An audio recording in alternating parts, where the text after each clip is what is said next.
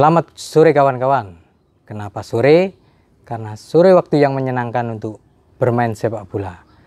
Bertemu lagi dengan saya Miftahul Fahamsa di kanal YouTube Oma Bal-Balan. Sore hari ini saya mau berbicara tentang problematika di sepak bola Indonesia, terutama bahwa sepak bola Indonesia itu terjebak dalam kubangan judi dan pengaturan pertandingan. Ya, ini masalah klasik, masalah yang sudah bertahun-tahun, tapi sampai hari ini tetap terjadi dan tidak terselesaikan. Dulu kala berulang kali saya mendapatkan cerita tentang adanya perjudian, adanya pengaturan pertandingan di sepak bola Indonesia. Saya hanya dapat cerita, semisal cerita dari Mucharom Rusdiana. Cerita ini pernah tayang di kanal YouTube Oma Bal-Balan.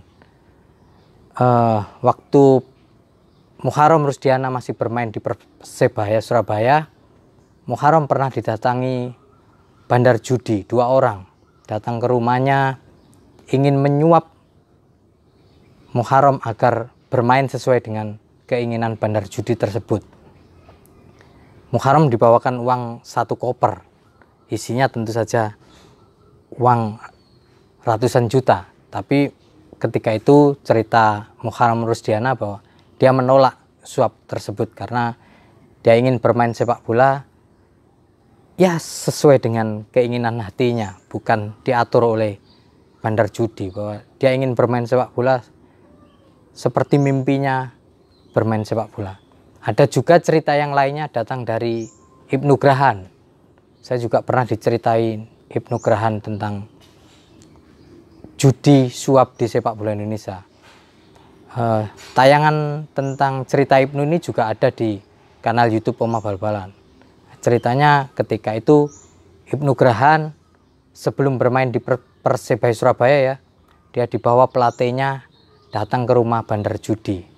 Di situ Ibnu disodori pilihan mau milih apa, motor trail, motor atau uang.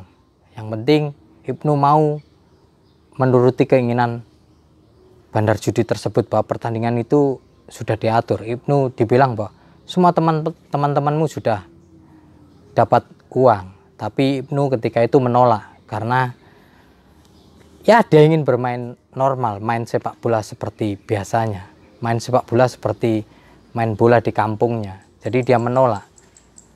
2 cerita itu dua-duanya tayang di YouTube Oma Bal-Balan, bahwa ada 2 pemain yang pernah coba disuap dan dua-duanya menolak. Itu terjadi di era tahun 80-an. Apakah tahun-tahun berikutnya tidak ada hal seperti itu? Ada. Saya memberi contoh sekitar di atas tahun 2010. Saya pernah dapat cerita dari salah satu pelatih tim Liga 1 bahwa dia diminta untuk ya strateginya ikut apa kata yang ngatur lah ya.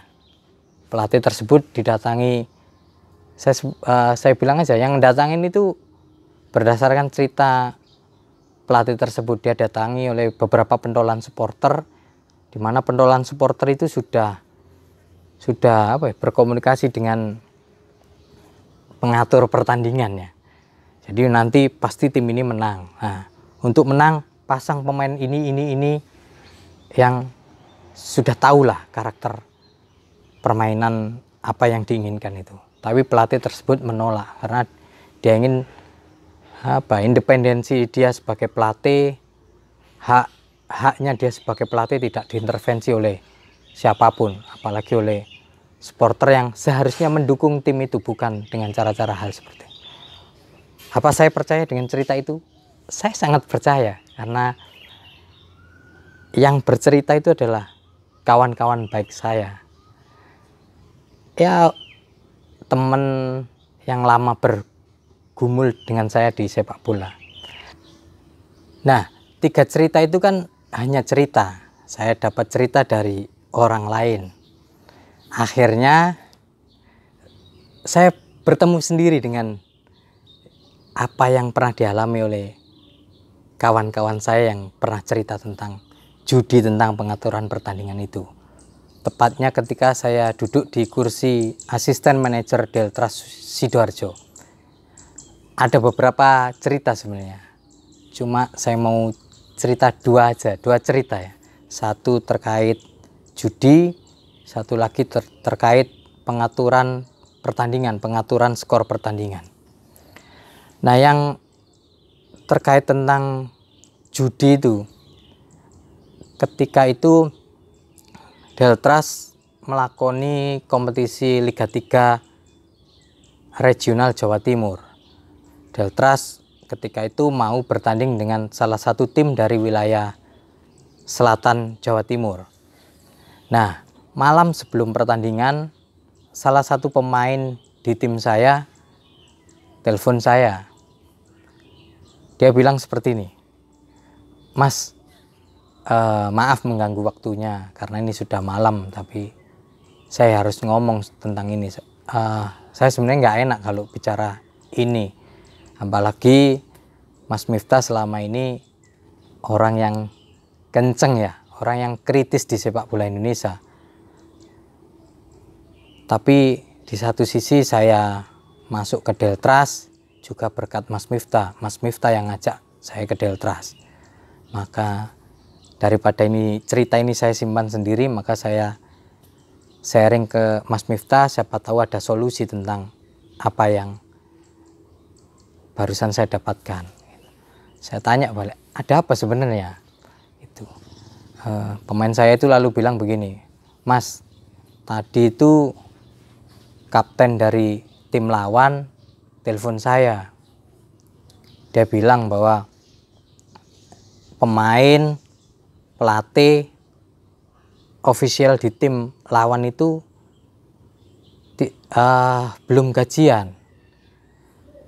Ya, dan di satu sisi mereka tahu bahwa pertandingan melawan Deltras itu sulit bagi mereka. Mereka tidak yakin bisa menang karena secara materi Deltras lebih bagus daripada timnya. Di satu sisi juga Deltras main di kandang di Sidoarjo, secara psikologis jelas lebih menguntungkan buat Deltras. Nah, teman saya itu bilang begini, "Mas, daripada kita ini kalah terus nggak bayaran, ya lebih baik kalah tapi kita pegang uang." Nah, mereka itu, Mas, memutuskan untuk taruhan, ya untuk berjudi, bahwa ya mereka sebagai ganti dari gaji yang belum dibayarkan itu setidaknya mereka dapat uang dari judi itu. Nah, mereka itu masang, Mas, masang tidak kalah lebih dari 3 gol. Dalam artian ya, kalaupun kalah, mereka kalah maksimal 3-0. Mereka bertaruh itu, Mas, 3-0. Nah, dia minta tolong ke saya, bagaimana caranya agar kalaupun kalah, kita kalah maksimal 3-0, tidak lebih dari itu. Itu. "Terus kamu bilang apa sama temenmu itu?" Saya bilang seperti itu. Lalu pemain saya itu bilang begini, "Waduh, nggak mungkin saya bilang, nggak mungkin manajer saya itu mau seperti itu." Ini ya, secara struktural memang saya bukan manajer di Deltras ketika itu, tapi posisi resminya adalah asisten manajer. Cuma teman-teman di pemain, di tim pelatih itu nganggap saya manajernya karena saya yang ngurus lah. Balik lagi bahwa terus teman saya itu pemain saya itu bilang ke temannya bahwa tidak mungkin manajer saya itu mau melakukan itu karena orangnya itu kenceng. Terus juga susah kalau mau mengkondisikan para pemain. Apalagi Mas Miftah itu sebelum kompetisi mulai, para pemain itu sudah dibilangi bahwa jangan sampai terjebak dalam perjudian, karena anak-anak ini sudah di briefing, pemain-pemain ini jangan sampai terlibat judi karena usia kalian masih sangat muda. Nah, saya udah bilang begitu, Mas, ke teman saya di kapten tim lawan itu. Tapi dia bilang, tolonglah kita ini belum gajian, gimana, karena kalah nggak dapat apa-apa dan nggak mungkin kita dibayar gajinya. Nah, lebih baik kita kalah tapi masih pegang uang dari taruhan judi itu. Nah, pemain saya bilang begitu. Lalu terus gimana mas solusinya? Lalu saya bilang sama pemain saya itu begini, bener yang kamu katakan, nggak mungkin lah kita mau bermain dengan rekayasa seperti itu. Kita main ya main bola apa adanya. Kalau menang ya menang, kalah ya kalah. Tapi itu ditentukan di lapangan, tidak dengan hal-hal seperti itu. Dan tidak mungkin juga saya nyuruh pemain saya untuk wis kalaupun menang segini aja, kan nggak mungkin. Ya menang kalau bisa ya sebanyak-banyaknya, golnya sebanyak-banyaknya. Nggak mungkin saya nata seperti itu. Dan seperti yang kamu bilang tadi, bahwa sebelum kompetisi mulai saya udah ngumpulkan pemain, kiper dulu ya saya kumpulkan, lalu barisan pemain belakang saya kumpulkan, gelandang saya kumpulkan dengan para striker. Saya bilang bahwa jangan sampai terlibat judi. Lah kalau seperti ini kan sangat tidak mungkin kita melakukan hal seperti itu gitu, karena mau ditaruh di mana muka saya. Terus gimana mas? Pemain saya nanya gitu, saya jawab begini, ya gini, kalau mereka memang mau berjudi itu hak mereka, bukan urusan kita. Kalau mereka mau melakukan itu, ya itu urusan mereka, jangan melibatkan kita, jangan melibatkan Deltras lah ya. Itu urusan mereka, urusan internal mereka. Tapi kalau melihat ceritamu bahwa mereka nggak gajian, pelatih, pemain nggak gajian, memang ya kasihan, dan mereka mau mendapatkan uang dari situ tadi dengan taruhan. Ya kalau saya pribadi, saya nggak mungkin ngatur pemain untuk menang hanya segini atau ngalah atau apa, kan nggak mungkin. Ya kita main normal aja, main biasa. Kalau memang mereka taruhan 3-0, kalah 3-0, ya sudah, gini aja cara terbaiknya, ya kita main bola normal, saling terbuka lah ya. Dan nanti kalau misalnya sampai menit 60 ternyata mereka sudah kemasukan 3 gol, sudah kebobolan 3-0, ya sudah, mereka bertahan total aja, entah meninggal satu pemain di depan atau semuanya di belakang. Begitu serangan bola mereka bisa ngerebut, ya tendang buang ke depan, nanti ada serangan balik, begitu aja, bertahan total. Yang bisa, saran saya hanya bisa begitu, karena kita nggak mungkin ikut terlibat dalam perjudian itu. Oh ya mas, kalau gitu nanti saya sampaikan ke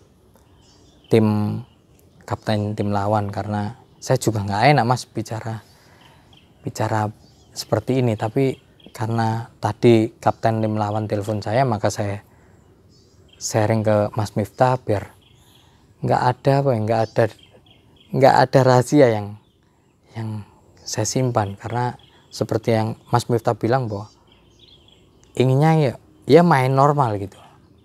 Ya saya bilang ya udah, itu aja sampaikan, bahwa kita nggak bisa menolong, kita nggak bisa ikut terlibat dalam perjudian itu. Kalau mereka itu mau judi, ya silakan, itu urusan mereka. Ya solusinya kalau mereka memang tadi pasang judi hanya kalah 3-0, ya seperti itu tadi. Kalau sampai menit tertentu mereka sudah kebobolan 3-0, ya sudah, bertahan total. Seperti itu. Akhirnya di hari pertandingan itu ya babak pertama main normal, babak kedua awal juga normal. Akhirnya mereka sekitar menit 60-65 lah sudah tertinggal 3-0. Mereka bertahan total, akhirnya tim lawan ini bertahan total. Tapi di sekitar menit 75 ke atas lah, tiba-tiba kiper mereka ini blunder, nendang bolanya jatuh ke striker saya. Sama striker saya sekali tendang, karena posisi penjaga gawang ini sudah terlalu maju, sama striker saya ditendang, gol. Akhirnya 4-0. Dan sampai peluit akhir pertandingan berakhir dengan skor 4-0, tidak sesuai dengan taruhannya mereka. Lalu setelah pertandingan selesai, ya setelah semua ganti baju, saya ngomong lagi sama pemain yang tadi malam nelpon saya. Saya bilang, gimana temanmu itu tadi? Kan akhirnya kalah 4-0, berarti nggak dapat uang mereka. Terus pemain saya itu, salah satu pemain senior ya, bilang ke saya gini, ya mas, tadi sudah saya samperi. Saya bilang mohon maaf karena tidak bisa membantu, karena seperti yang saya bilang tadi malam, manajer saya tidak mau ikut terlibat seperti itu. Terus kapten tim lawan itu bilang begini, mas, nggak apa-apa Cak, ya memang mau bagaimana lagi, ternyata di dalam tim ini tidak semuanya bertaruh kalah 3-0, ada yang bertaruh lebih dari itu. Akhirnya ya mau bagaimana lagi, ternyata mereka sendiri ada yang bertaruh kalah hanya 3-0, ada yang bertaruh kalah lebih dari 3-0. Ya itulah realita yang pernah saya hadapi. Lalu satu lagi ini terkait tentang pengaturan pertandingan. Dari dulu saya sebenarnya percaya bahwa di sepak bola Indonesia itu ada pengaturan pertandingan. Istilah saya pengaturan pertandingan, bukan pengaturan skor pertandingan. Tapi di pertandingan kali itu saya akhirnya yakin memang ada pengaturan skor pertandingan. Ini pertandingan di kompetisi Liga 2 musim 2022-2023. Ya, posisi saya masih sama, asisten manajer ya. Ini pertandingan home waktu itu, pertandingan kandang Deltras ya. Sehari sebelum pertandingan itu sehari sebelum pertandingan ya, siang hari saya bertemu dengan pelatih saya. Nah, pelatih saya itu curhat, bilang seperti ini, mas, tadi saya ditelepon bos klub lawan mas yang besok menjadi lawan kita gitu. Bilang apa? Coach, ini mas,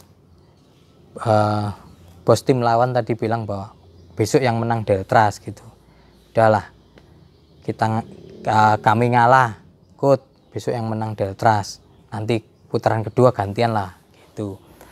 Nah, pelatih saya itu bilang, waktu saya ditelepon mas, akhirnya saya loudspeaker dan saya perdengarkan ke pelatih kiper sama kapten, biar ada saksinya, bukan saya sendiri gitu.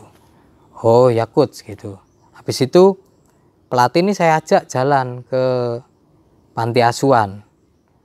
Kita jalan, pas sampai pintu masuk panti asuhan, bos tim lawan itu telepon lagi ke pelatih saya gitu.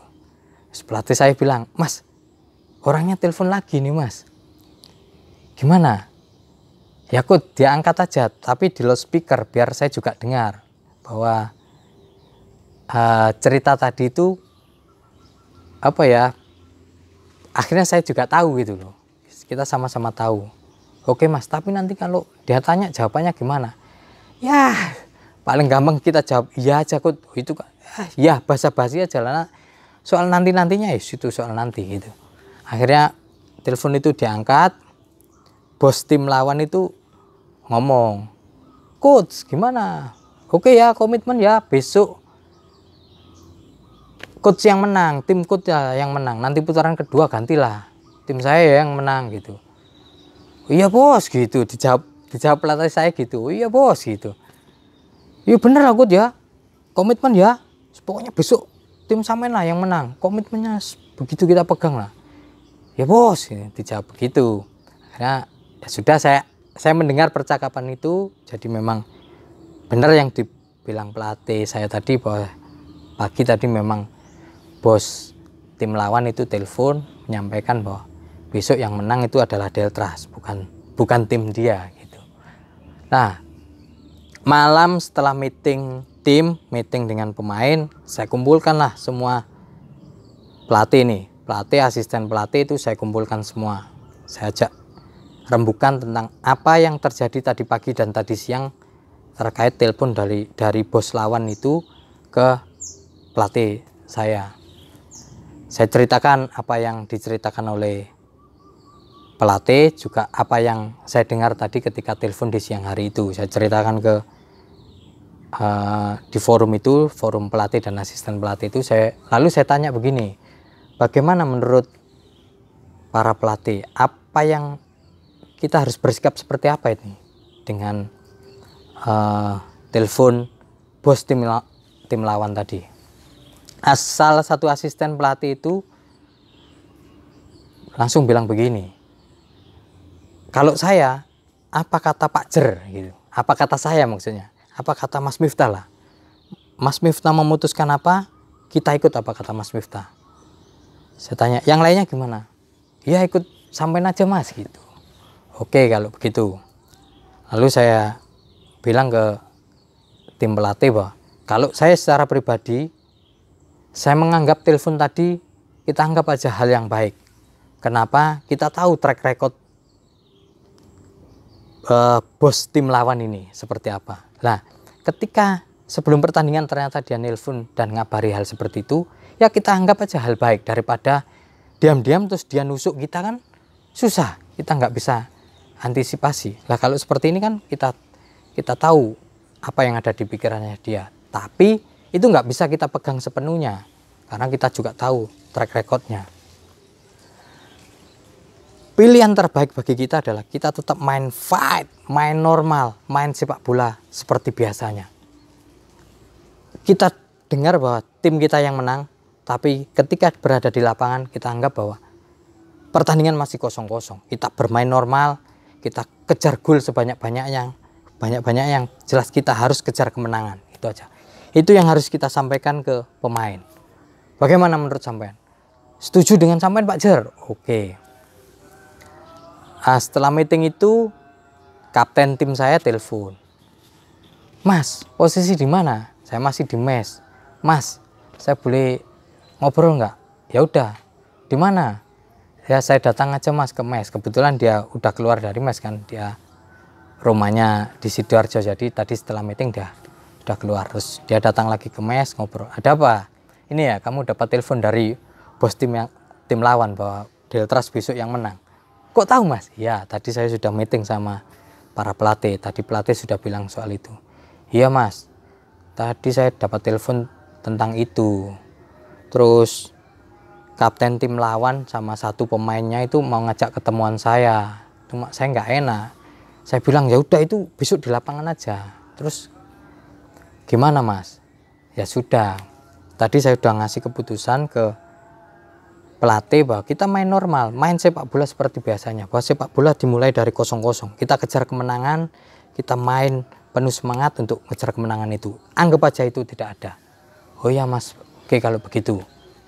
Oke, pertandingan berjalan ini. Akhirnya besok hari pertandingan kan, sebelum pertandingan itu saya sempat ketemu salah satu ini ya, orangnya bos tim lawan itu. Nah, kebetulan ya saya tahu juga sepak terjangnya di dunia hitam sepak bola Indonesia. Saya ketemu, kita ngobrol basa-basi, lalu saya tanya dia. Kita ketemu di bagian depan stadion. Saya tanya, Cak, gimana pertandingan nanti Cak? Oh tenang Mas, menang tim sampean pokoknya. Dari mana bisa menang? Pertandingan belum berjalan. Iya Mas, tadi bos itu sudah bilang yang menang adalah tim sampean. Masa begitu? Iya bos sudah bilang. Lalu saya tanya lagi, lalu skor pertandingannya bagaimana? Karena kan biasanya dia juga main-main dengan skor. Waduh, kalau skor itu nanti dinamika di lapangan Mas, dinamika pertandingan. Oh ya udah kalau gitu. Oke. Lalu pertandingan ini berjalan. Saya ngerasa pertandingannya aneh sekali ini. Sana tim lawan itu main hanya tik duk tik duk. Bola tengah balik lagi ke belakang. Kita bisa ngerebut, kita nyerang-nyerang, direbut lagi. Pokoknya mereka itu intinya bertahan, tapi bola jangan sampai lewat sampai ke pertahanan Deltras lah ya. Begitu direbut, mereka berusaha ngerebut, tapi agar nggak masuk dulu. Akhirnya kita cetak gol ini. Tapi bisa ya karena kita pegang kendali permainan, mereka hanya main-main. Kita cetak gol 1-0. Lalu mereka cetak gol ini 1-1. Nah, terus keadaan berubah, kita menang 2-1. Babak kedua, sebelum pertandingan babak kedua, pelatih juga instruksi lagi bahwa kita main normal, main fight, beginilah. Kita kejar kemenangan, kita amankan kemenangan. Kalau bisa kita tambah gol. Akhirnya kita cetak gol lagi. Kami cetak gol lagi. Akhirnya pertandingan berakhir. Kita menang 3-1 waktu itu. Iyalah, 3-1. Seingat saya menang 3-1. Setelah pertandingan itu jadi rame. Manajer tim lawan marah-marah ke saya. Mas, sama nggak komitmen mas. Selisihnya itu 1 gol. Kenapa? Ini menang 2 gol. Saya juga bingung. Maksudnya apa ini? Saya nggak komitmen ini. Lalu di tengah lapangan itu kiper saya dikejar-kejar. Dimaki-maki, dimarah-marahi sama pemain lawan ini. Udah, saya minta salah satu asisten pelatih untuk menenangkan kiper saya, karena kiper saya ini ya punya track record inilah, temperamen, karena 2 kali kena kartu merah waktu Liga 3 Jatim. Lalu kita tarik, kita bawa masuk ke ruang ganti. Di ruang ganti ternyata bos tim lawan itu telepon pelatih saya. Di situ sama, ya kebetulan saya duduknya berdekatan. Bos tim lawan marah-marah. Kut, gimana? Kut nggak komitmen. Gimana kok bisa menang dengan selisih 2 gol? Ini saya rugi besar. Bos ngomong nggak karu-karuan lah. Saya dengar sampai ada ancaman segala. Udah Kut, nggak usah dihiraukan. Yang penting kita menang. Itu urusan apalah. Yang penting kita menang. Kita nggak ada atur-atur seperti itu. Oke, saya keluarlah dari ruang ganti. Saya ketemu CEO tim lawan itu. CEO-nya sekarang duduk di jajaran elit PSSI ya. Nanti cari sendiri. CEO ini saya ketemu di depan lorong ruang masuk pemain itu ya. Di situ dia marah-marah. Mas nggak komitmen ini. Kok bisa mas menang dengan selisih 2 gol ini? Kan komitmennya hanya menang selisih 1 gol. Kenapa menang 2 gol ini? Bos marah besar ini bos. Bos kehilangan 500 juta. Marah nih bos ini. Terus saya harus bagaimana? Saya juga bingung. Komitmen apa? Terus saya bilang gini. Nggak ada komitmen tentang gol itu. Saya nggak pernah komitmen.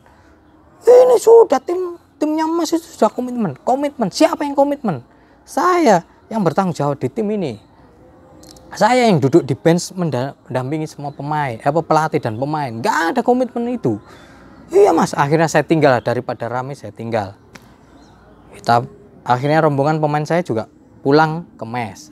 Akhirnya di mes ini saya datangilah beberapa pemainnya. Bagaimana cerita tadi di lapangan. Saya datangi, terus salah satu pemain belakang saya cerita begini. Saya tadi bingung Pak main sepak bola tadi. Masa tadi menit-menit akhir itu 80-an ke atas itu strikernya tim lawan berapa kali bilang ke saya, "Adik, lepas bolanya biar abang ini cetak gol. Adik, lepas bolanya biar abang cetak gol." Saya bilang, "Nggak bisa bang, kalau saya lepas ke golan saya dimarahi pelatih, saya besok nggak main lagi." Akhirnya saya tetap pressing Pak, sesuai instruksi tadi pelatih, sesuai instruksi bapak kemarin di meeting dan tadi bilang bahwa kita main normal, main fight, nggak ada hal-hal aneh. Oke, saya main seperti instruksi itu Pak. Tapi saya dimaki-maki Pak, waduh, caci maki. Yang jelas diminta, udahlah lepas adik biar abang cetak gol. Saya nggak kasih tuh. Oke, itu cerita dari salah satu pemain belakang. Lalu saya datang ini ke pemain depan, ada dua. Kebetulan mereka berdua satu kamar. Saya tanya, gimana pertandingan tadi di tengah lapangan situasinya? Iya Pak, tadi itu pertandingannya aneh sekali Pak. Masa kita ini dribble ini Pak, dribble bola mau masuk kotak penalti dibilang, jangan masuk dulu, belum menit 30 ini, belum waktunya cetak gol.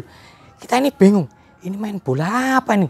Di pinggir lapangan itu pelatih sama manajer bilang, kita harus segera cetak gol ini di tengah lapangan. Back lawan malah bilang begitu. Yes.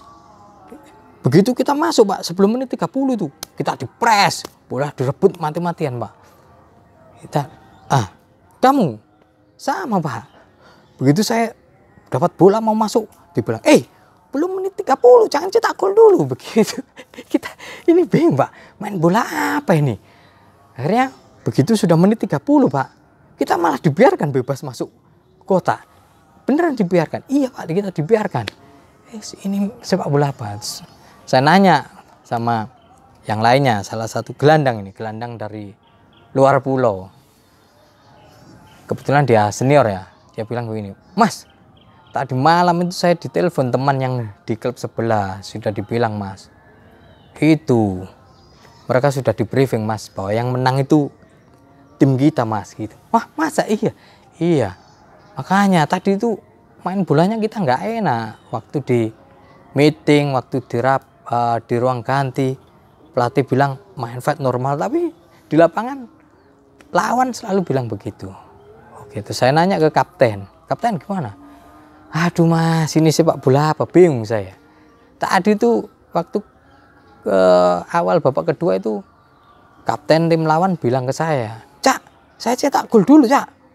Saya pikir, jangan saya yang cetak gol itu. Akhirnya saya yang cetak gol itu tadi Mas, gol ketiga. Karena saya berpikir, kalau mereka cetak gol, terus keadaan jadi seimbang, kalau kita kalah susah.